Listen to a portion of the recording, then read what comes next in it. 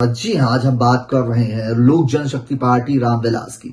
जी हाँ, लोक जनशक्ति पार्टी में चाचा भतीजे का सियासी नोकझोंक इतनी बढ़ गई है कि चाचा पशुपति पारस ने यहां तक कह दिया कि भारतीय जनता पार्टी अगर उनके साथ न्याय नहीं करेगी तो वो स्वतंत्र है कहीं से भी चुनाव लड़ने के लिए। साथ ही पशुपति पारस ने कहा है कि वो हाजीपुर से चुनाव जरूर लड़ेंगे।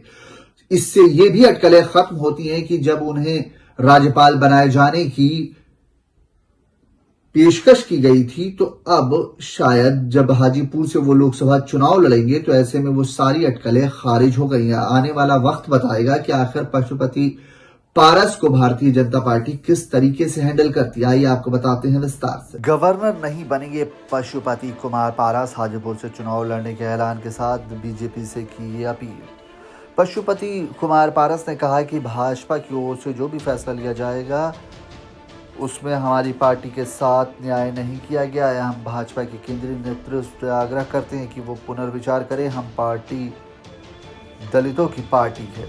पशुपति कुमार पारस की पार्टी एलजेपीआर के संसदीय दल की बैठक खत्म हो गई। बैठक के अध्यक्ष पशुपति पारस, सूरजभान सिंह और सांसद चंदन सिंह मौजूद रहे। बैठक के बाद पत्रकारों से बातचीत करते हुए पशुपति पारस ने कहा कि हमें तरजीह नहीं दी गई तो हम कहीं भी जाने के लिए स्वतंत्र है। हमारी पार्टी का दरवाज़ा खुला है।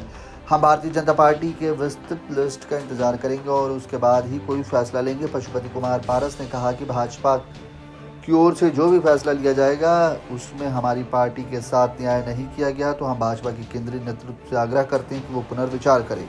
हमारी पार्टी दलितों की पार्टी है। इसके अलावा पशुपति कुमार पारस ने बीजेपी को एक तरह से चुनौती देते हुए कहा कि मैं हाजीपुर से ही चुनाव लड़ूंगा। इस तरह पशुपति कुमार पारस ने एक तरह से भाजपा के गवर्नर बनने की पेशकश को खारिज कर दिया है।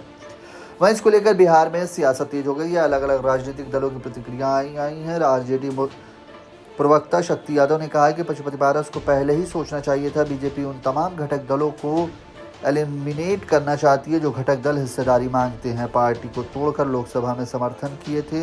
उन्होंने कहा कि बीजेपी ने पार्टी को तोड़वाया था और आज बीजेपी दूध में मक्खी की तरह पशुपति पारस को निकाल रही है। स्वतंत्र होंगे तो बीजेपी के सभी सीटों पर पशुपति पारस को चुनाव लड़ जाना चाहिए। बीजेपी प्रवक्ता नीरज कुमार ने कहा कि किसी के साथ कोई अन्याय नहीं हो रहा है। हर दल मांग रख रहा है हक की। सही निर्णय जल्द देखने को मिलेगा। सभी संतुष्ट और मुस्कुराते नजर आएंगे। लोक जनशक्ति पार्टी रामविलास के प्रवक्ता विनीत सिंह ने कहा कि महत्वाकांक्षा और स्वार्थ का एक बदसूरत चेहरा है, वो किसी को नहीं छोड़ता। एक मंत्री जो पार्टी और परिवार को तोड़ने के दोषी हैं, जिनके पास 500 वोट नहीं है, कल तक दम भरने वाले ही हम नेचुरल अलायंस हैं, वो सारे वादे धरे रह जाते हैं।